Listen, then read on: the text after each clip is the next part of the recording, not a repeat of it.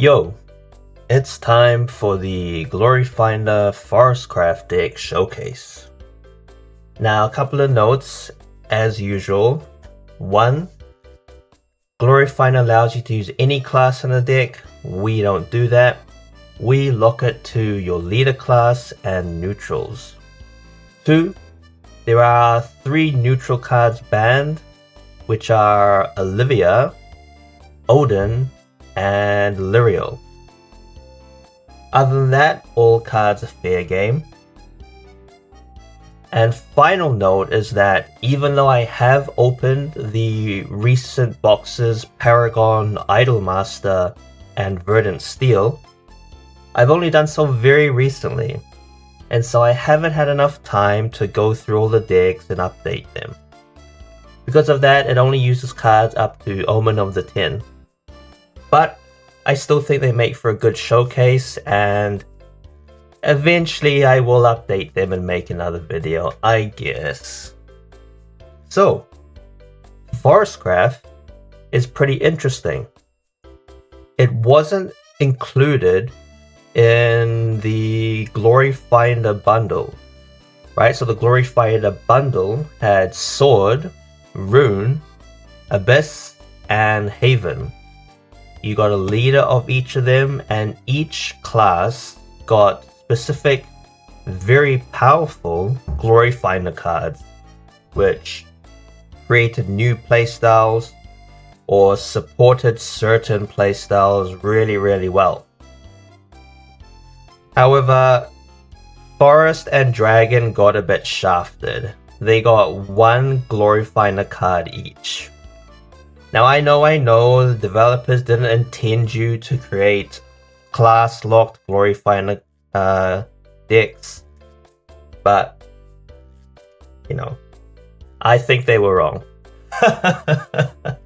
I think the game is much more fun if you're class-locked. Anyway, so, the only card Forest got from Gloryfinder was Burst Shot.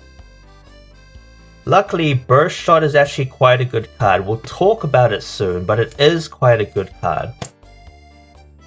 And surprisingly enough, even up until Omen of the 10, and even including the fact that you can only include 1 of each card, I think I've put together a pretty competent Forest deck that stands on its own against the other Gloryfinder buff classes. Pretty surprisingly. Dragoncraft, on the other hand, you can feel the weaknesses. However, we'll get to that when we get to that. Anyway, let's begin. First card, let's talk about Burst Shot. Burst Shot is a Gloryfinder exclusive card, 3 play point quick. If you're familiar with Silverbolt, it's pretty much the same thing. So Silverbolt is 7 play point quick. Select an enemy leader or enemy follower on the field. Draw a card, then deal X damage to the enemy, which is your hand size. Burst Shot says choose one of the following. Select the enemy follower, draw a card, and deal your hand size damage to it. Or select up to 3 enemy leaders or followers, if your leader is Forest. Draw a card, then deal a selected enemy's damage equal to the number of cards in your hand. So of course, since you are Forest, you just always use the second part. Now what's interesting is that this is just a super powered Silverbolt. Meaning, let's say you Silverbolt for 7. You can Silverbolt 7 to only 1 leader or 1 follower. Of course you want to go face. Whereas Burst Shot only costs 3 and you can do it to every single player. You go 7, 7, 7 to players 1, 2, 3. So it's actually a super powerful Gloryfinder class card. In fact, one of the most powerful Gloryfinder cards out of all of them. And I think this is the reason why Forest can stand on its own. So these 2 cards are kind of the bread and butter of the deck. There are other strategies and synergies within it, but a lot of the deck is just dedicated to drawing these cards, keeping your hand full, and firing off massive silver bolts and burst shots. I think it's really cool. It's really thematic to like the idea of a ranger and Forestcraft. So that's really cool. Should these two be your glory cards? Maybe burst shot you can do as your glory card. That's up to you. However, I think that there's a better glory card, which I take 90% of the time. That's Aria, Fairy Princess. Aria is found in the starter deck. It's a 6 play point 5/5. Fanfare. Fill your entire board and EX area with fairies. That's it. Alright, so ideally you have nothing on board. You summon 4 fairies, you put 5 fairies into the EX zone, and then it has ward. So, why pick Aria? There's a lot of reasons. A lot of multifaceted reasons. And there's a lot of synergies. I'm not quite sure exactly how to explain it right off the bat. But maybe the best example I can give you of the synergy is Rose Queen. Now, of course, this is a very known combo in Forest. But if you draw Rose Queen, you suddenly have a whole EX area full of Thorn Bursts, which are, 2 play point, deal 3 damage, draw a card. It's perfect for keeping your hand full, even going over the limit, so you can burst shot or silver bolt. So these two are a good strategy in and of themselves. Good combo because the burst shots, Thorn Burst you can go face. However, they lead very naturally into the Silver Bolt strategy. And you'll find that all the little synergies we've got in here all seem to work together to create a cohesive deck. Which I didn't do it intentionally, but it just kind of happened by random chance. Not random chance, but I put everything together and it just somehow seemed to work out really well. When we get into a gameplay demo, hopefully we can show how that all works, but I don't know, just for some reason, even though you only run one of every card and you run a bunch of different synergies, they all seem to work together very well. Because of this reason, actually the Forestcraft deck is my favorite out of all of them. Even though it only has one Gloryfinder card, even though it doesn't have any particular new strategies, even though arguably a constructed deck of a more streamlined strategy is better, somehow Forestcraft is just way more fun. Okay, but let's leave the area in this zone so we can refer back to it a lot, because we will. Okay, there's one more card, a very infamous card, which you could consider as your glory, and it's a fine choice as well. Steepwood Anomaly. Now, this card is actually one of the main reasons our group decided to try, and then eventually stick with, Class-locked Gloryfinder card. Deepwood Anomaly, 7 play points. When this follower deals attack damage to an enemy leader, you win the game. You just win. You don't do any damage or anything. Just if it can hit face, you win. It does have an Evo 1, which is not too important. Evo 1, you select the enemy follower and put it at the bottom of the deck, so it's just a removal. But this soul card and what you can do with it with non-class locked, for example, give it Storm, give it Aura, have an extra turn with Dimension Shift, right? There's all sorts of ways you can break this card, make an unstoppable combo. And, well, that's not fun. Also, we don't want everybody ran it. It's just not fun. So, in Forest, it's totally fine. Forest is balanced around constructed 1v1 and only class cards. So they haven't printed Storm, they haven't printed Aura, they haven't printed an extra turn to give the Deepwood Anomaly. And I don't think they ever will. Because of that, Anomaly is still threatening, but easy to handle, right? As long as you have a removal spell in hand, it can't Storm, so everyone has one turn to kind of work together to deal with you, and then after that the threat is gone. So of course you do run this in your deck, and occasionally you can pull it off, but one, you need a bit more strategic in how you play it, and two, it's not a guaranteed combo win. So yeah, you can include this in your glory card if you're feeling a bit spicy. However, the one problem is you always want to draw Aria. Like every game you want to play Aria just because it turns on so many combos.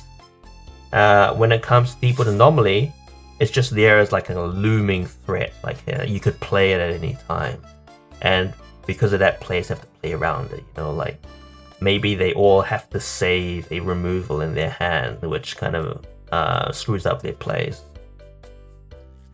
Yeah, those are realistically your only two options for glory cards. All the rest are just not as good. So let's start with the rest of the cards in the main deck. We're actually not going to go in order of cost just yet. First, we're going to talk about probably the most important aspect of the deck, and I would say of Forest itself. Just the identity of Forest, which is Bounce. Nature's Guidance, the token Bounce card. Select a card on your field, return it to your hand, or the owner's hand, and draw a card. So, the reason we want to bounce is 1. It's a net 0 in terms of hand size. Right, so if you have 5 cards in hand, you play this, you bounce 1, you end up with 5 cards in hand. Otherwise, you play a card, you end up with 4. So you, like each turn, you're slowly maybe decreasing in hand size. 2. Forest runs a lot of very strong fanfares, so you want to recycle them. We'll get into those fanfares soon, but Aria is already one of them. Right? A lot of the times, you do actually want to bounce Aria at least once in the game. So the first time, you've got all this like combo stuff, and then you'll obviously use it all up. And then if you can play it a second time, that really drags you into the late game and applies a lot of pressure. So we run every single bounce that has been printed up until Omen of the 10 in this deck. Right? If we could, we'd just run 3 natures, 3 so on. But because we're a bit, we've got not so much to choose from, we run everything. So that means Floral Breeze, 1 cost, select card in your field, return it on his hand, give you +1. You don't draw, but that's fine. We run Ancient Elf, select another card in your field, return it to owner's hand. This gains +1/+1. We run the evolution of Ancient Elf, return another field card on your field to its owner's hand. That's Ward. We run, and this is pretty funny because the Uma Musume booster pack, without the Uma Musume booster pack, Forest would be unplayable in Gloryfinder.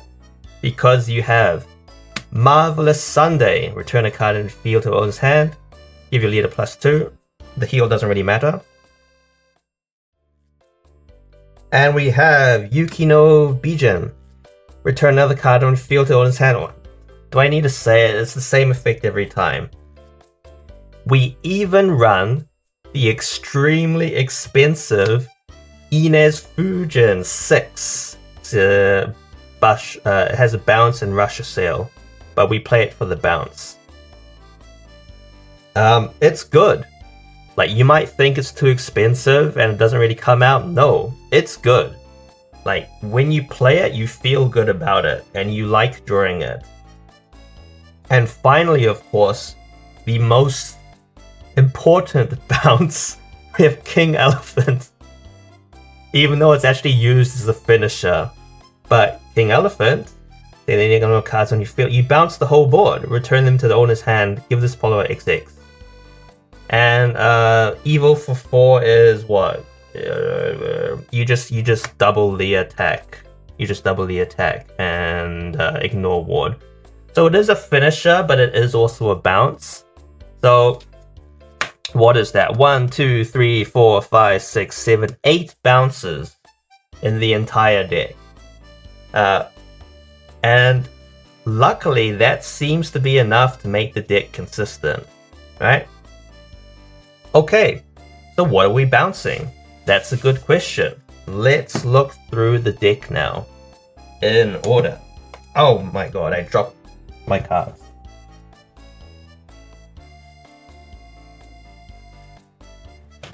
Okay. First card is a pseudo bounce actually. I left one out. It's Woodland Refuge. Okay, so let's talk about this card. I think this is one of the most broken cards in the deck.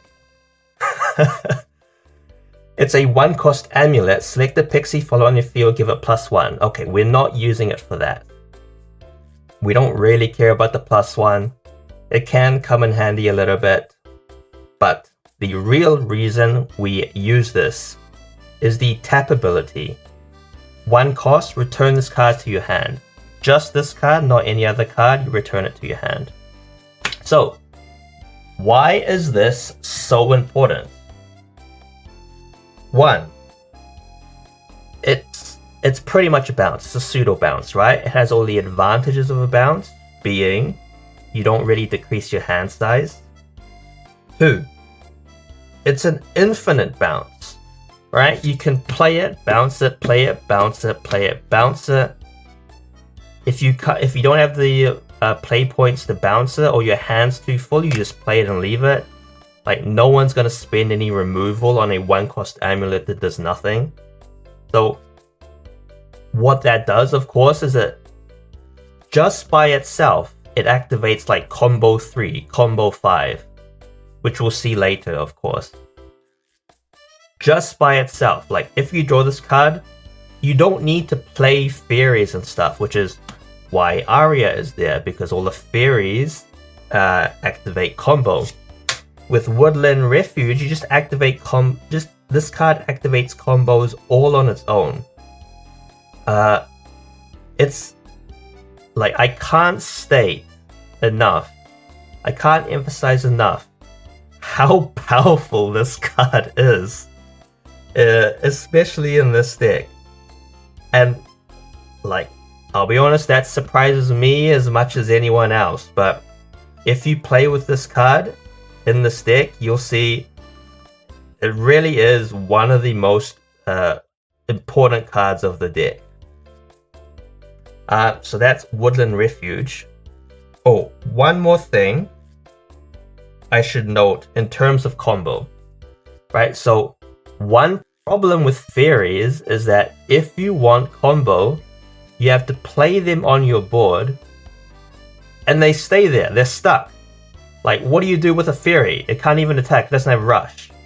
So let's say you have like 2 cards already on the board and you want to activate combo 5. You can't use fairies because you get 1, 2, 3 fairies. Your board is full. Even if you have a 4th fairy, you can't play that, and you can't play your combo 5 card as well. So Woodland Refuge gets around it.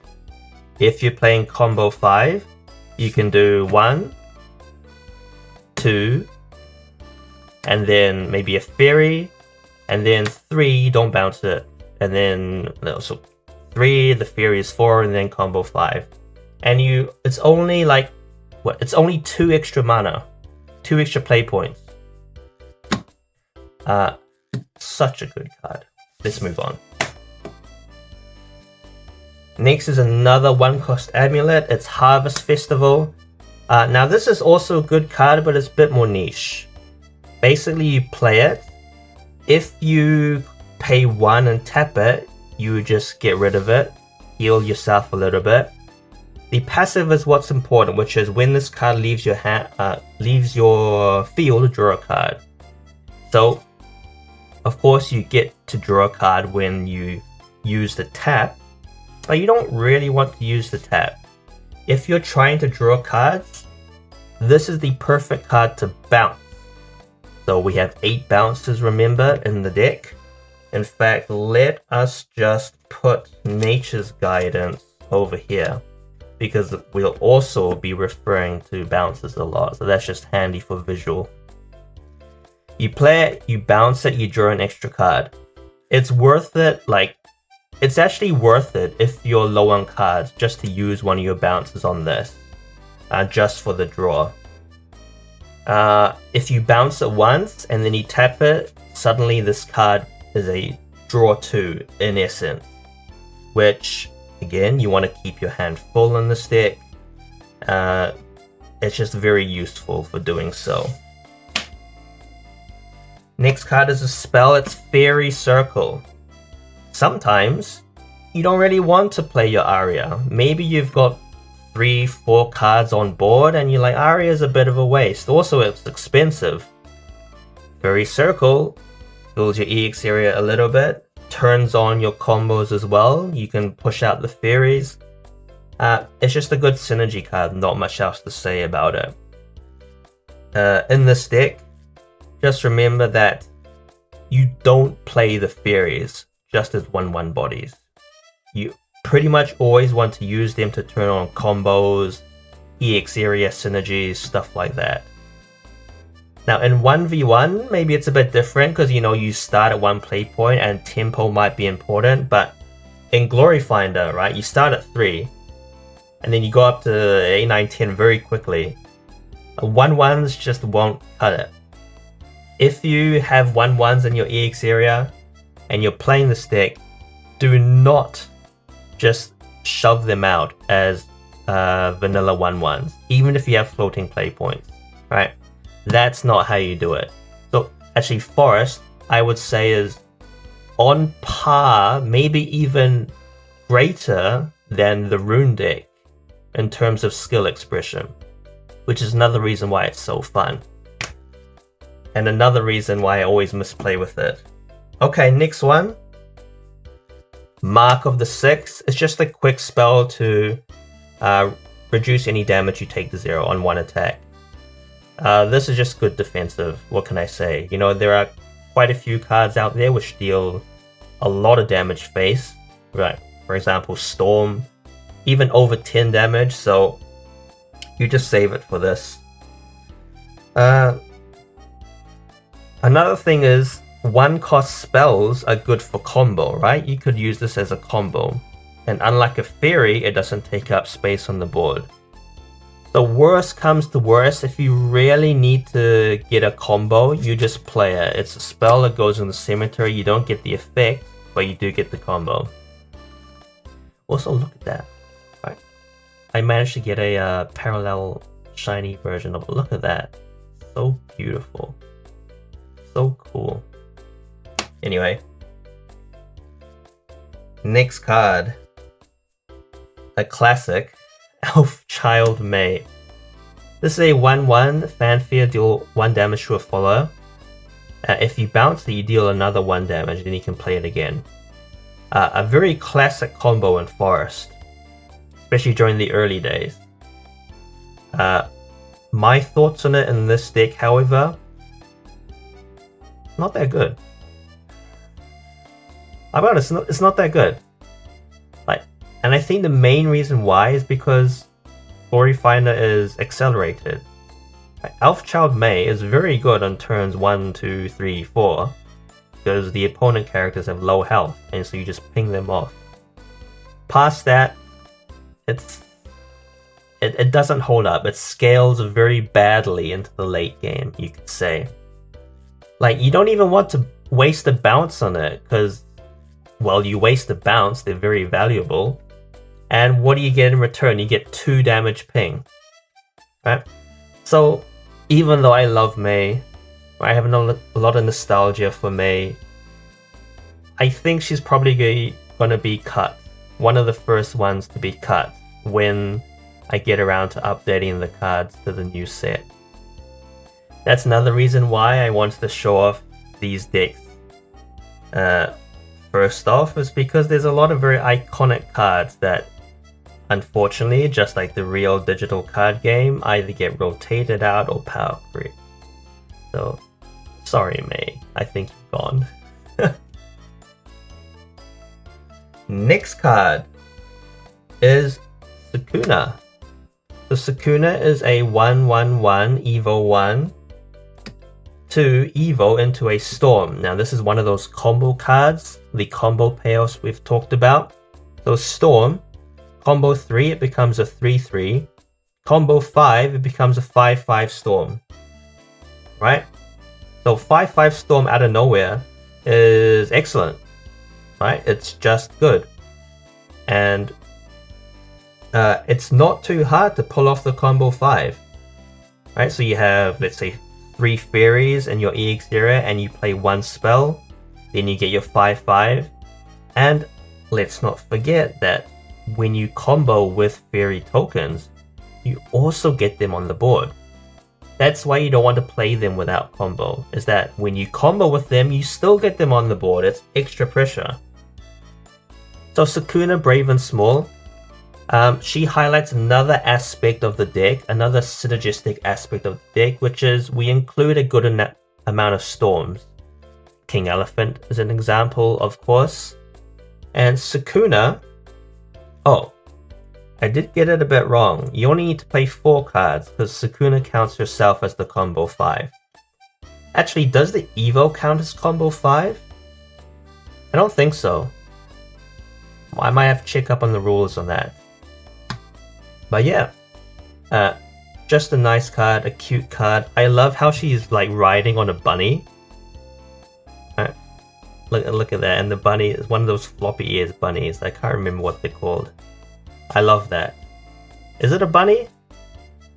It is a bunny, and there's a bird behind her. They should release more rabbit cards. Next, a generically good staple, Rosa Meckwing Maiden. I often name her as an angel. Well, she is an angel, but more importantly, she's a maiden. Okay, this card is just here for the Evo, which is draw 1 card. Now the ward is good as well. This Forestcraft deck has a handful of healing, not so much. Like, you'd be lucky to heal 5 or 7 during the game. So ward is nice to have a little bit of defense in there. That's the main defense you have. Other than that, you're just building up your time, surviving, and then either bursting out with the burst shot, or there's a couple of other aggressive combos in there. For example, Storm, and something I'll talk about a bit later. Overall though, there's not much to say, it's just a generally good card. And there's not much else to put in the 2 slot. There is the Forestcraft version of it, which is like Fina Gentle Elf. But I got power crept by this. Alright, because this is just better. Anyway. Next card. A very important card actually, even though the card itself is weak. It's Jabera Bear. Now why do you want to run this card? You want to run this card because when you evolve, you pull out one of your bounces. So you can treat it as an extra copy of one of your bounces, because you're guaranteed it in your hand. If you drew it or already used it, later on I'm going to talk about a situation where you don't even care if you drew it. You don't even care if this is a completely dead card in your hand. We'll talk about that soon. Other than the evolve effect though, it doesn't really matter. Whenever a card is on your field is returned to hand, give your leader +1, like that doesn't matter. I've never actually used that effect on this bear. You always just slam it down, you search the Floral Breeze, and then you use that to set up your next plays. Next card is just a generically good card. I think it's been a generically good card since printing. Crystallia Lily. 2 play point. Or Fanfare, look at the top 2 cards of the deck, you may reveal a Crystallia or Pixie follower from among them added to your hand. I have never hit with this. Well, for good reason, because there's no Crystallia cards in the deck. And there's like 3 Pixie followers in the deck. So, I mean, what are the odds, right? But you don't care. Right? Like, it doesn't matter. Is this a guaranteed, is this a mandatory effect? Yeah, it looks like it. It doesn't have the semicolon. So it's a mandatory effect, but it doesn't matter, right? You might be like, oh no, I had to put one of my good cards at the bottom of there. You know, in terms of statistical probability, it was exactly the same anyway. Anyway, the real reason we run it is the Evo. Let an enemy follow on the field, put on the bottom, right? So it's a soft removal, but it's almost the same as Banish. Just an excellent card. For the low cost of 4 or 3 with an Evo, you banish essentially a card. Very nice. Next. Next one. Oh god. The classic. Roach time. Rhinoceroach. Oh my god. I have so much to say about this card. What can I say about it? I think Roach decks are probably one of the coolest things, but also the most degenerate things that have ever been printed in Shadowverse, the digital ones. So, I'll be honest, I kind of respect Roach players because you do have to do a bit of math, and it is easy to muck it up. I picked up Roach much later, and I can say, you know, it's not really hard, but there is a decent skill floor you need to reach. That being said, Roach does play quite differently here. In this case, because we can't evolve it multiple times, we only are allowed to run 1 copy of the Evo in Gloryfinder. The math is a lot simpler because you just don't bounce it, right? So Roach is Fanfare, give this follower plus X. X equals your combo, excluding this card. On Evolve, you either give it Storm, or you select an enemy follower on the field, deal X damage, X is the first follower's attack. But you never do that, right? This is a Storm card. And you can, if you set up properly, you can get like 6 attack Storm. For the Evo is 0 as well. So it's a 2 play point, 6 Storm. If you set it up right. And then you'll have a bit of a board, right? So maybe you have some fairies along with it. Again, Storm is a very integral part of this deck because you can't just rely on Burst Shot alone. You basically chunk people down turn by turn with your Storms and your Burst Shots and stuff like that. But yeah, Roach, infamous Roach, the I'm not gonna try and mimic it. The script sound as it comes down is permanently embedded into my head. God, I hate roaches. Next. Blessed Fairy Dancer. Now, this is a bit of an interesting card. So it's actually an alternate win condition that goes off surprisingly often. What I mean by that is you play Aria. You have 4 fairies. Maybe 1 gets removed. Next turn, if they don't get removed, you are swinging for 2, 4, 6. Maybe even 8 if only Aria. So 1 combo is Aria, bounce it, Blessed Fairy Dancer, you're going 8 face. It surprisingly goes off decently often. Now I've tried actually to cut this card multiple times, but multiple times I found myself in situations where I'm like, I kind of wish I had Blessed Fury Dancer still in the deck. And so I just ended up putting it back in, and there's still times where I'm like, damn, I'm happy that I drew Blessed Fury Dancer. Like, I don't know what it is about it. You would think that it's not that powerful, especially in Gloryfinder, making your fairies +2/+2/+2, but it can be a surprising amount of damage, and it can be a surprising problem for players. One example I can think of is one game where my forest deck was definitely not as refined as it was now, and was significantly weaker. And so I used my burst shots, I used everything, I didn't have any way to win the game.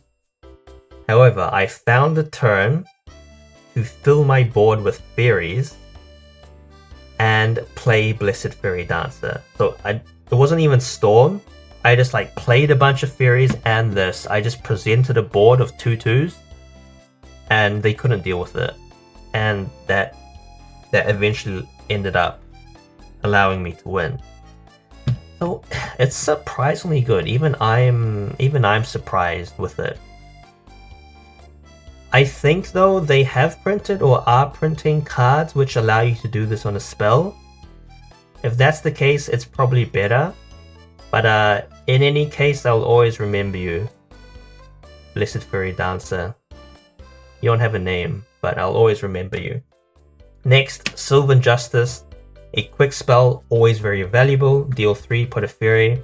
Just everything you want. Get a bit of unpredictability as well if you're floating points.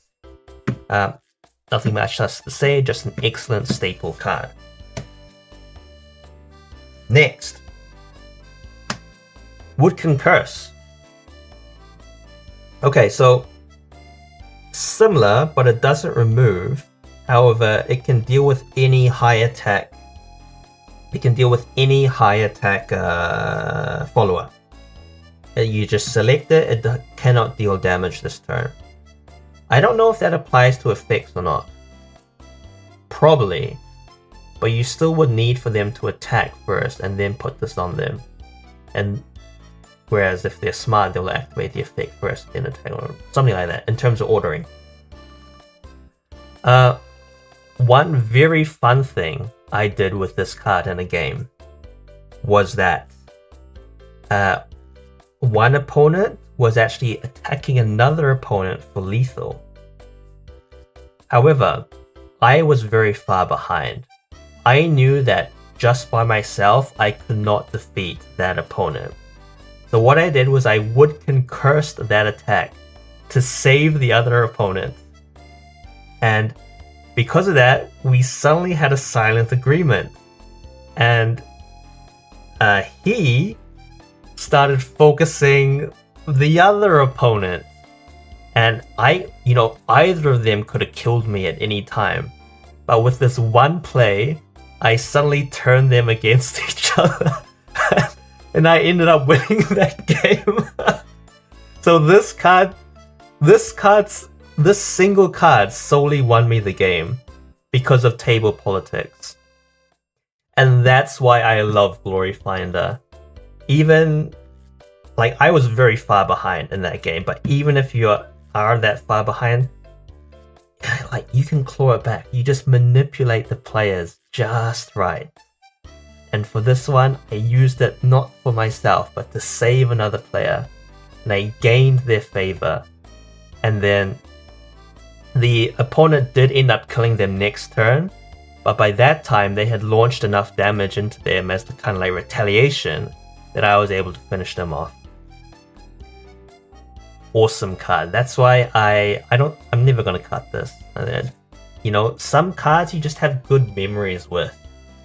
Right. And Gloryfinder, because everything's so unpredictable, all the cards are different, and all the synergies are different every time pretty much. It's not like Constructed where you know the player, like, oh, turn 1, turn 1, turn 2, remove this, Constructed is very cut and dry. You know the lines, you know what they can do, you know what's going to happen. Gloryfinder is just, hey, you play with what you got, and really interesting scenarios come out through them. And for that reason, certain cards become like, have stories behind them, and they gain a life of their own. Like, who runs Woodkin Curse? Has anyone ever run Woodkin Curse? It's like such a bad card. It's actually a bad card, right? But it won me the game, and I'll never remove this from my deck now. It just has like full story and lore behind it. Oh my god. Okay, last 2-drop is Elf Twins Assault. It's also a quick. It deals damage equal to the number of cards in your EX area. I've had 50-50 success with this. I guess it depends on the twin that shows up on the day. Sometimes it's very good, sometimes it's useless and a dead card in my hand. I've still got it in here just because it's quick, and quick spells are just so powerful, their unpredictability. But I have hummed and hawed a little bit about replacing this with something. Not that there is anything really to replace it with up until Omen of the 10, but I'm sure there's something in the other 3. So yeah, I don't know, if this twin crosses me one more time, it's gone. Next, we are moving on to the 3-cost cards. First card, Pure-Hearted Singer. Just a great card. It's a draw 2, so it's a +1 advantage. And +2 hand advantage, if you want to think of it that way. That's it. And you want hand advantage. I've talked about that many times, why you want hand advantage, so this is a must include. One little trick you can actually do with Pure-Hearted Singer. Wasn't sure when to start talking about this, but let's start talking about it, but we'll finish talking about it later on. So, in terms of hand size, we're thinking, right? Maximum hand size is 7. So maybe you can draw a card as 8 and deal 8 damage. That is very good. However, you will need to discard after that, so you lose a card, or you have to play it, let's say. So realistically, you can think 7 or 8. However, because this has last words, right? You play it, next turn, you sack it to gain an extra card in hand. And then suddenly you have 9 damage. Of course, it's only 1 more, but it could make the difference. And you do have to discard 2 cards then, but I'll be honest, it has been worth it. Maybe the decision is a little bit difficult of what to discard at the end of your turn, but almost always it's been worth it to go over the limit and then discard down. Because hey, some cards like Jabera Bear, we talked about it, if you draw it after you draw the floral thing, it's a dead card anyway, so you might as well discard it. It's the same concept as Rune, right? In my Rune deck, you know, for spell boost, you can think, oh, if I add a lot of mill cards, a lot of bury cards, I can get through the deck faster, right?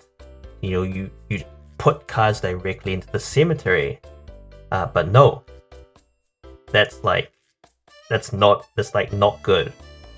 Why don't you instead just draw all the cards, and then at the end of your turn you discard them anyway because you're at max hand size, right? So let's move on. Starry Elf.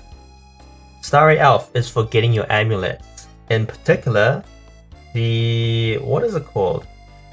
I hyped it up so much, but I forgot the name. Woodland Refuge. Right? However, that is actually not the card you want to pick 99% of the time. what is the card you want to pick? We'll save that secret for later. Continue watching to find out. Next card, Waltzing Fairy. Fanfare, put a fairy token in your EX area. Last words do the same. Again, this is just a good stat card. 3/3 or 3. It's a good stat that fills your EX area for all your combos. It's just another enabler, and it's a good card. I mean, it's a nice turn 1 play, right? For example, the Pure-Hearted Singer is a 1 attack. What's it? The Mechwing Angel is a 1 attack. Evolves to 2. This is 3, and 3 is a decent chunk of damage. Especially if you're Forestcraft, where, because of how Burst Shot works, you want to tickle everybody down to the same level, right? You don't really want to focus on one person. You don't really want to make enemies. You just want to hit everyone equally. The opposite of Sword, which I talked about, where Sword you want to go straight into one person, knock him out, one by one, knock him out, knock him out, knock him out. Forest is a political class, right? You can do a lot of things. You can bounce other people's stuff to their advantage. You can make allies.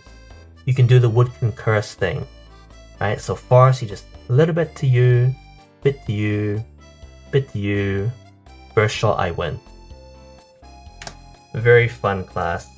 Okay, Elven Princess Mage, same thing. It's just an enabler, and you get Fairy Wisps, which are 0/0s, which are even better, right? Because it allows you to do combo cards much easier, and it enables them at much lower play point thresholds. So this is a must include.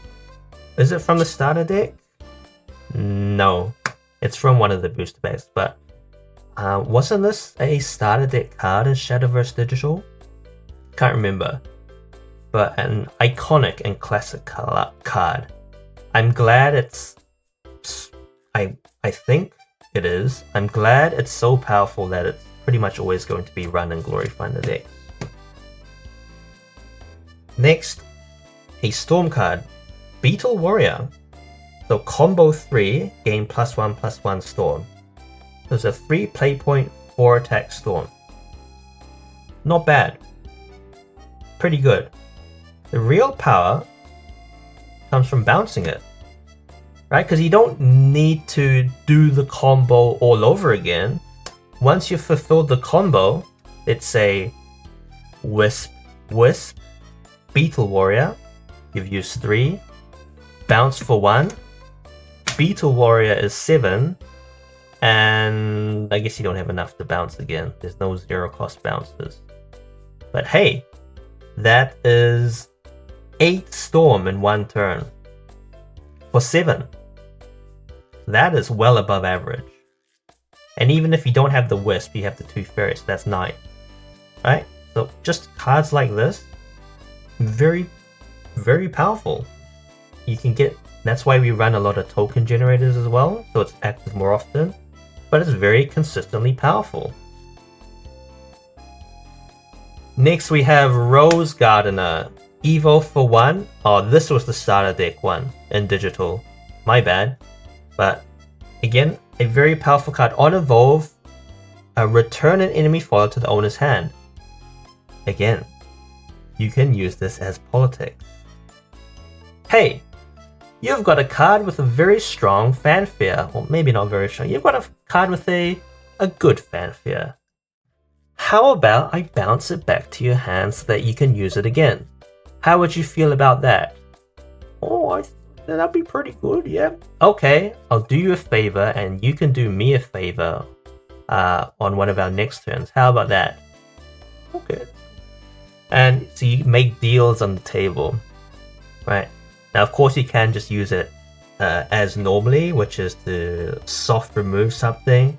But I think the political aspect of it is way more powerful and way more fun. It does have another effect, combo 3, draw a card. I always forget about this, so I always misplay.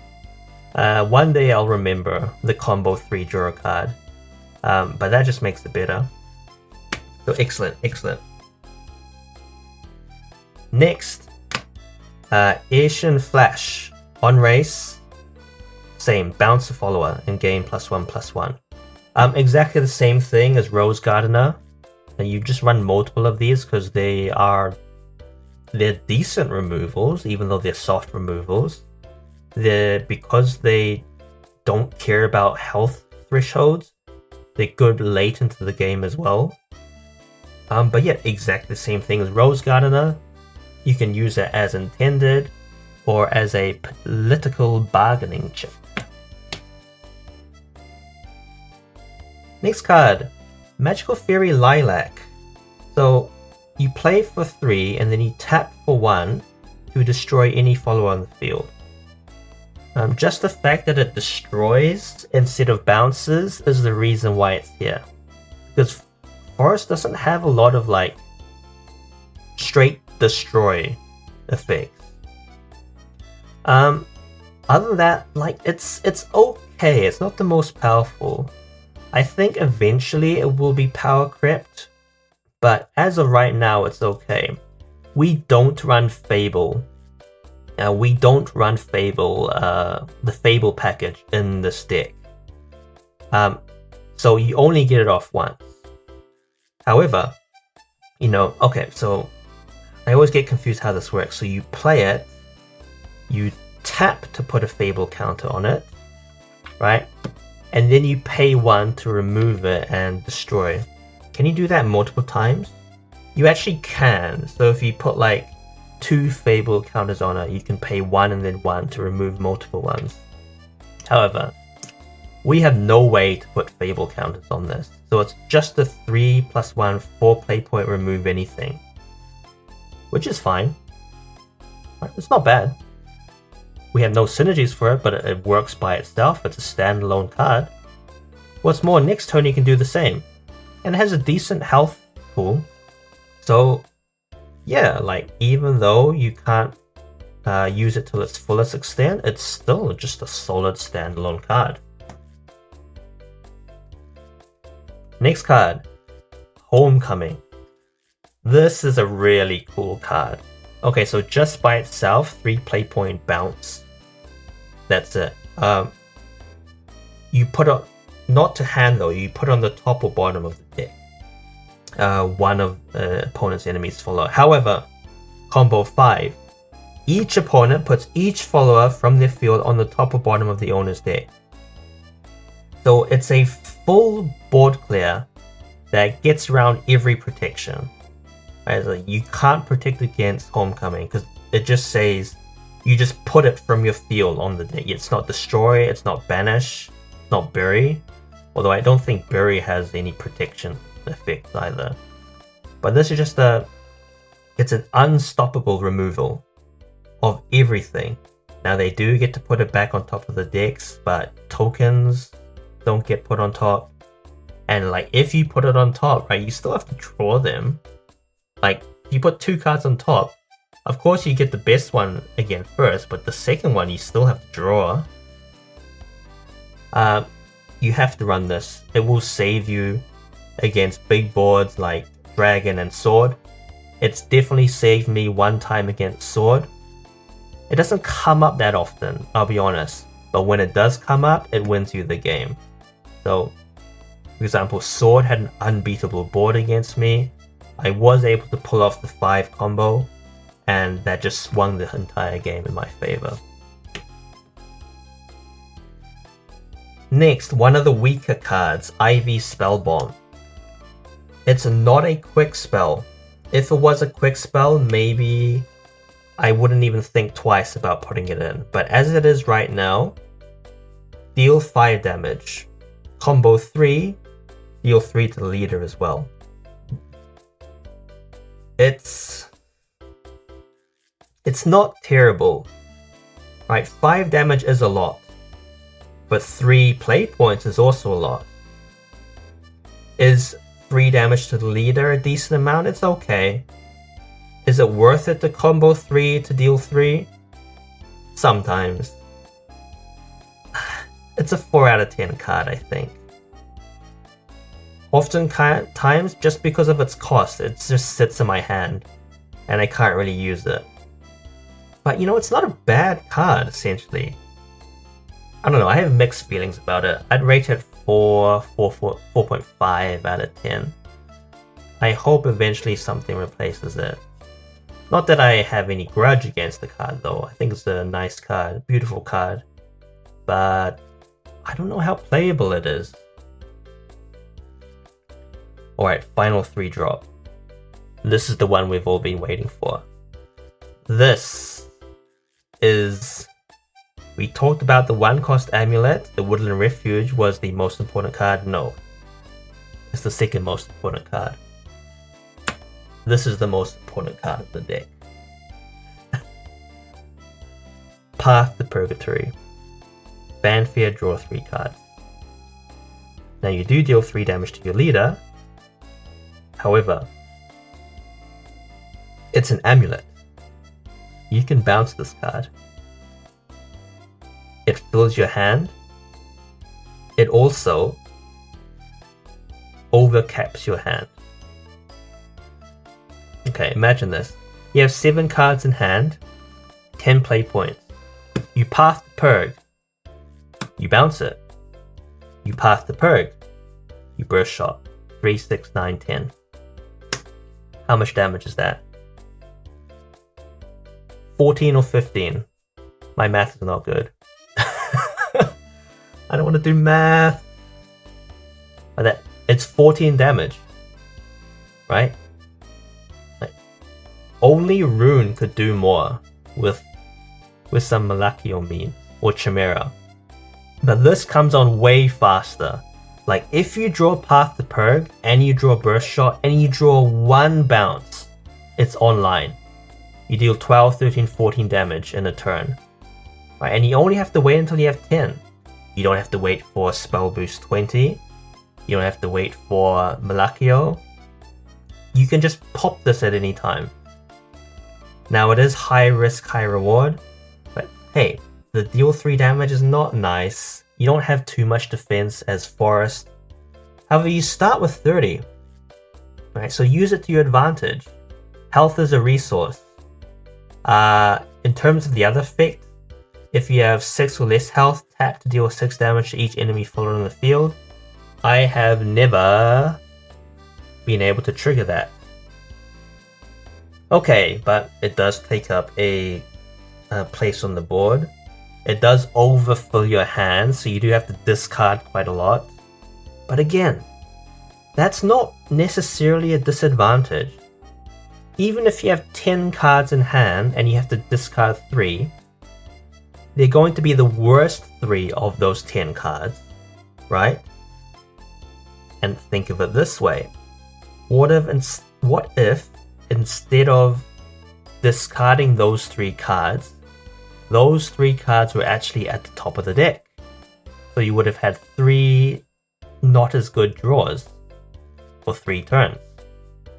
Or pretend they were at the bottom of the deck and you would have never drawn them anyway.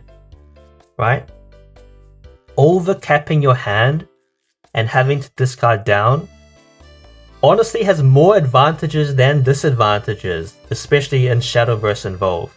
Maybe not in other card games, I don't know. But that's what it feels like. I've played a lot of times. Discarding down to hand size is often has more advantages than disadvantages. Okay, this is why I set aside Starry Elf.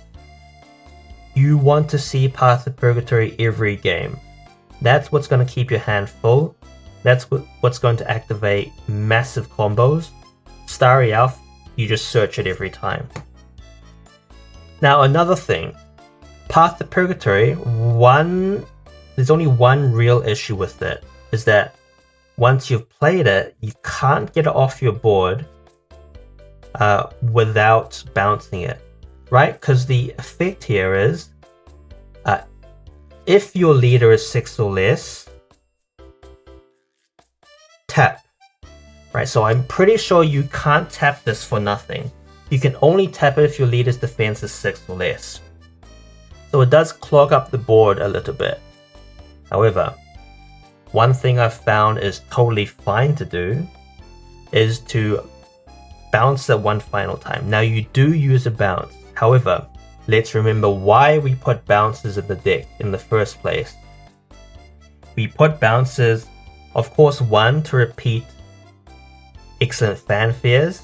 Well, we've already done that. And two, to fill our hand. So we've already filled our hand. We don't need half of the reason bounce effects are in the deck anymore. So it's perfectly fine to use one of your bounces to bring this back to your hand. Just declare it from the board. And then what happens is that because your hand is full, you actually discard this as one of the cards because it's useless now. Your hand's too full, right? So that's how you want to play Path to Purge. It is the single most important card of the deck, right? And you know, I was hyping out Woodland Refuge before. Woodland Refuge is also good, but this is what enables Burst Shot. Woodland Refuge enables combos. That is very good. It's excellent. This is what enables Burst Shot OTK. Even Sylvan was a Silver Shot, but you have to wait until next turn, but that's totally fine. Wait, Silver Shot is 7, right? Yep. Turn 10 combo. Easy. Easy 10 damage. Okay. Let's move on now. We're going to 5, 4+. Now these cards aren't exciting. We've gone through all the exciting cards, right? Because Forest is a combo class, all the interesting cards are like 1-2 drops. So we're just going on to the solid, staple, boring, but very good. Bolt. Fanfare, add a pixie follower to your hand, or give a pixie follower +2/+2. Both are alright effects. If you're not running Aria in the Glory Zone, you want to draw this to make sure Aria is in your hand. You want to see Aria every game, no matter what. Sometimes you don't get to play her, but 85% of the time you do want to play her every game. Sorry, 85% of the time, if you get her, you want to play her. Sometimes your board is just so full and you draw so well that you don't need to put the area. But even if you don't end up playing her every game, you do want to see her every game. So Belt helps with that. Other than that though, there's only like 2 other pixies. There's the Fable one, and there's the 3-cost 3/3, which puts 2 in your EX area. Other than that, there's not really any good pixies to search. So this is a card where if you're overcapped, you can very easily just discard it. It's good, but once you can't search a pixie, it's pretty dead. Next one, Rosedale. This is just a great solid card. It has Rush and you get a Thorn Burst.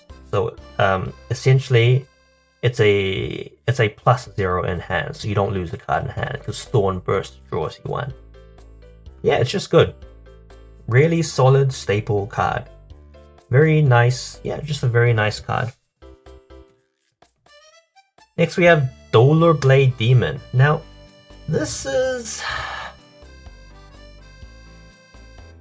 I'm surprised at how annoying and how strong it is. Right, because Fanfield deal 1 damage to everything. You're like, sure, that's good, but does it really remove a lot of stuff? No. And does 1 damage matter to every leader? It's like, I mean, sure. Sure, it could do. Now, Last Words, it does the same thing, but you know, it's delayed, so maybe that doesn't matter anymore. I'm surprised at how strong this is. Maybe, okay, let's look at it a different way. It's a 4/4/4, deal 2 damage to everything. I mean, that's good. It's not bad. It's good. Yeah. I don't know. It just, there's something about this card which feels like it's mid, but it actually turns out to be not mid. Like, it actually turns out to be pretty good when you play it. It's one of those surprising cards where until you use it and try it out, you don't realize how nice it is. Next, more Storm. Silence Susan. You knew this was going to be in here. 4 play points Storm. Evo 2. On Evo, set the enemy following the field, put it on top of his own deck. So another bounce. Another political tool, you could say. And it gets 1 attack of the Storm. Yeah, we've talked about Storm, we've talked about bounces, that's about it. It just combines both of them together. And yeah, 5 Storm face, 1 bounce. Everything you want in a Forestcraft card. Next card, Gold City. This is such a powerful card. It's so powerful. Okay, so what does this do? 4 play point, 3 Storm.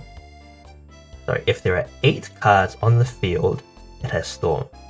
But in 4 player, that is quite likely.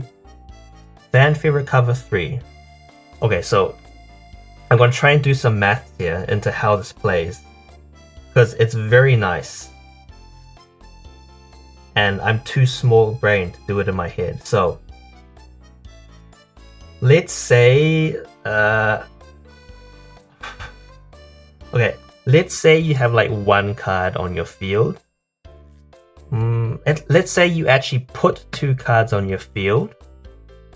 Maybe you put a fairy. So you spend 1 to put a fairy. And you have 2 cards on your field and you have 3 opponents. And it ends up being 8. So it does have Storm. Okay, you have 9 play points because you played a fairy. You play it for 4. You recover 3. So it effectively only costs 1. So it's a 1 play point, 3 attack Storm. Bounce for 1. Bounces, you play it again for 4, but it discounts itself for 3. Another 3 attack Storm. Right? Then you bounce the card again. You have 5 left, you can play it for 4. It goes down to 4 play points left. And you bounce it again, which means that it goes to 3. You can't play it anymore. But next turn you can play it, and you run out of bounces anyway. But if you have the right hand, it's 9 damage face for less than 10 play points. Right? Very powerful card, Gold City. And it counts for itself as the 8 cards, so even better. Next card, Hellblindy. Hold on, before I just thought of a combo. So, what if you played Loki before this? If you played Loki, this would recover 6 play points every time you played it. But the problem is, so you could play it up until the number of bounces you had. I mean, that's a very funny combo, but a bit unrealistic. In any case, recover 3 play point fanfare. At some point, we can probably abuse it. I'll definitely be looking out for that. Gold City. Okay, Hellblindy. Why Hellblindy? Because you only discard your hand at the end of the turn. Now this is a Gloryfinder exclusive card. It's kind of a meme card, right? Like, oh, let's have some fun, guys. A party, roll some dice, maybe get lucky. But if you play with 4 players, it's often better for you than other people, right? And they actually don't want to get rid of it because like, oh, maybe I'll get lucky and draw a card, right? So you have a 50% chance to draw a card and heal 1, or for them to draw a card and heal 1. So let's say you only hit once with 1 opponent. On your turn, you are guaranteed the card, and then you draw 1. So when you play this card, it's +2. +2. If you roll a 50-50 on another person, it's +3. If you play this on the turn before you burst shot, well, 7 cards in hand, you draw 1. You've drawn, let's say you high roll on everything. You draw, I need more dice. You draw 3 from Hellblindy. You play Path to Purge for 3. You bounce for 1. Path to Purge for 3. And then play Burst Shot for 3. That's 19 damage. Of course, unrealistic, but the possibilities are what make it exciting. Next, Spinaria. Fanfare, look at the top 4 cards of the deck. From among them, you may reveal up to 1 Forest Following spell, add it to your hand. Combo 3, recover 3 play points. I don't usually get the combo off on this. I honestly just slam it down as a 5/5/5 ward, draw 2. That being said though, I have whiffed more often than not on either the follower or the spell. So it's not that consistent. I think, isn't this a very good constructed deck card though? I'm not sure. I do know it's expensive, reasonably. Is it expensive just because Spinaria is cute? Or is it expensive because it's actually a good card? I'm not sure, but the times where I have played it, 1, I haven't been able to get the combo off because the current state of the board and my hand. And 2, I've whiffed more times than not on either the follower or the spell. So, I mean, I think it's still a good card. Maybe, I think I'm just unlucky. I don't know. What do you think? Yeah. Next, Fairy Beast. 5/5/5 banish a pixie follower. Give your leader +3 and draw a card. Basically, this card is just here for the draw. The 3 is nice. And I mean, a 5/5/5 is pretty strong. It's a good stat line. In terms of how powerful the card actually is,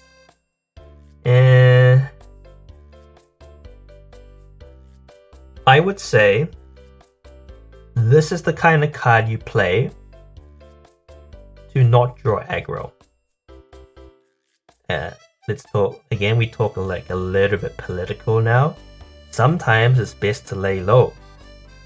As Sun Tzu said, when you are strong, pretend you are weak. When you are weak, pretend you are strong. In this case, you play this card. It's like not particularly threatening. Okay, you draw a card. You gain 3 by banishing a pixie. And you have a 5/5. It's like, okay, that's good. But maybe you have bigger threats to take care of. So it's like this card does kind of toe the balance between looking like very weak and looking very strong. It's kind of in the middle.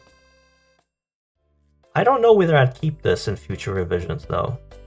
It's like, okay. It's like the most 5 out of 5 card that I've ever seen.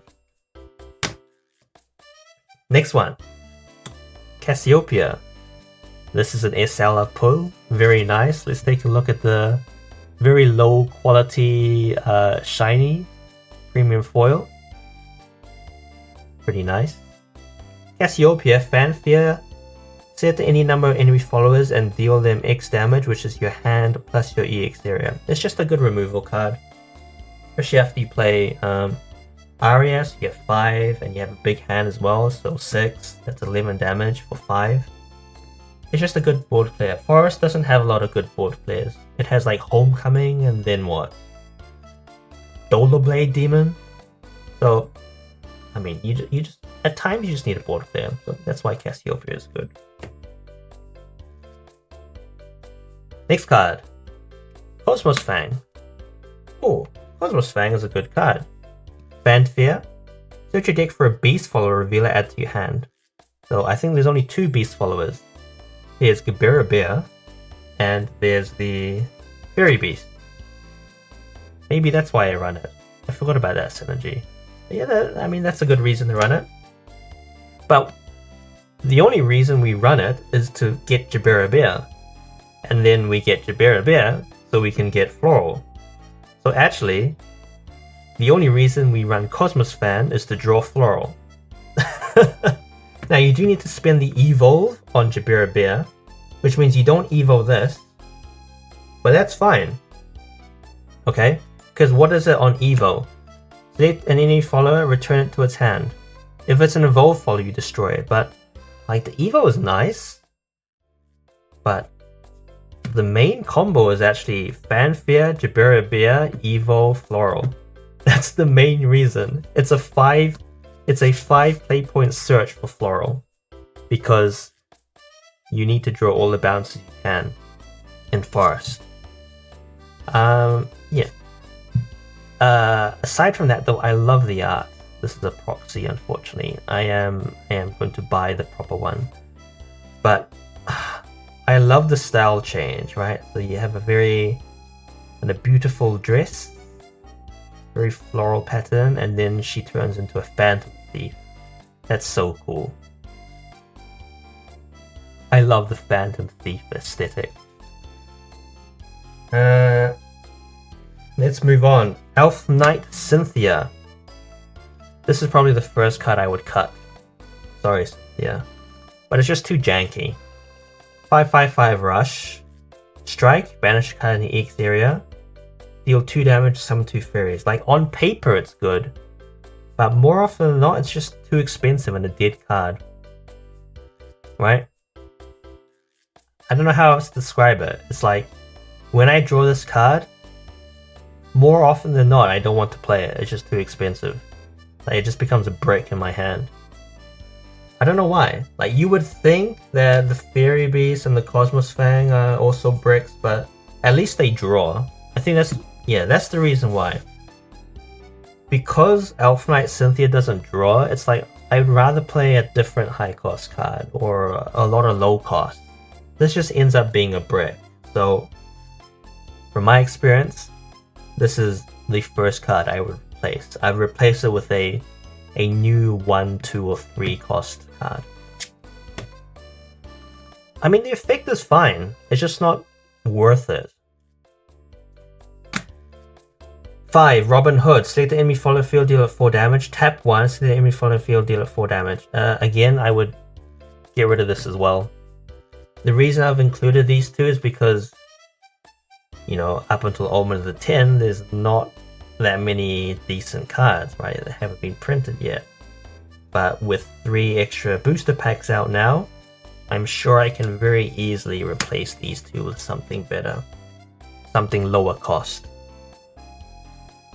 Next, Izudia, Omen of Unkilling. The main reason you run this card is just for the Evolve tap. Deals 6 damage to each enemy leader with at least 10 defense, right? It's just 18 damage in total. 666. It's just a good turn. What's the Evo point? It's just a good turn 5 play. Gee, you wouldn't waste an Evo point on this probably. It's a good turn 6 and above play. I mean, hey, 6 damage to everything. Like, you would happily pay 6 for a Storm, and this does it to everyone. Let's talk about the fanfare though. If there are at least 300 cards in your cemetery, select the enemy follower on the field, change it into an amulet. Give it effect to put this card into the owner's cemetery. Okay, so honestly, I'm still a bit confused at this card and this effect. So let me try to work it out right now. So, well, first off, we don't run enough Hunter cards to ever be able to use this.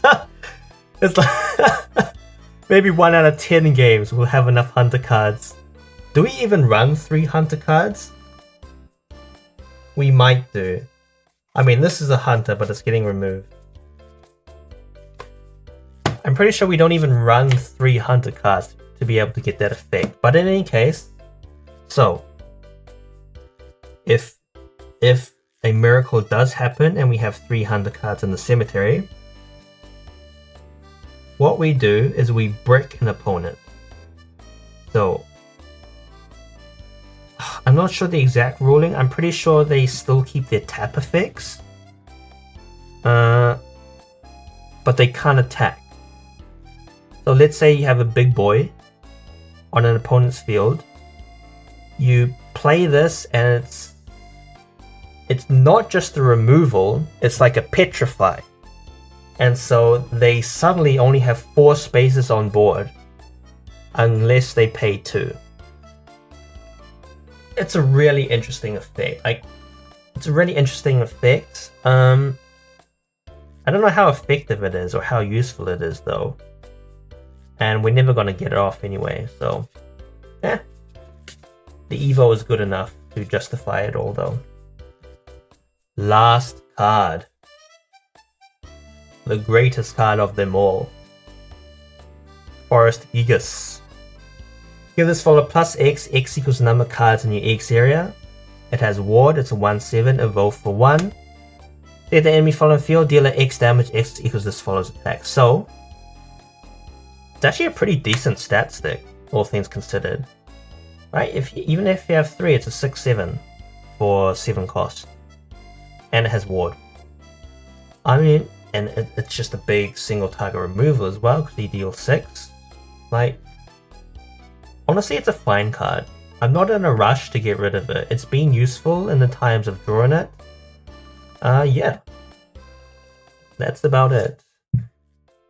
Just looking at the art of this. I've only looked at art of young woman. Now looking at the art of an old man. I really like it, to be honest. I really like it. You got this old man, he's meditating as a monk, and then what does he do? Does he turn into a demon or something? He gets like super buff and angry. Creates a crater. Pretty funny, pretty interesting. Yeah. Just solid. I'm not in a rush to get rid of it. I'm not in a rush to replace it. Every time I've played it, it's been good. So that's it. But there are a couple more cards. We run 14 evolution cards, so 6 carrots. Will we ever use those carrots? Sometimes. You know, those bounces, 3 of the bounces are Uma Musume, so sometimes rush can be good. But they're not too important. It's just that we have free space in the Evo slot, right? What else can you put in? Right, just fill it with carrots. Feed your Uma Musumes. Make them happy and healthy. Okay, final little thing, of course. As always, we talk about tokens. What we do is we run 5 and 5 tokens. Yeah, because that's the max. Actually, is it possible to have 10? So you Aria Fairy, and only that gets removed. How do you get the last fairy on board? Maybe there's a spell that summons a fairy. Anyway. Need a lot of fairies. Next we have 2 fairy wisps for the wandering elf, I think that's called. Next we have 4 thorn bursts. Now I should have 5, but I never pulled one. I need to buy another token. It is kind of awkward because every time you play Rose, I need to go like this and be like, hey guys, okay, this is a thorn burst. I just don't have a token for it, you know. Can you lend me one? Yeah, that's it. Cool.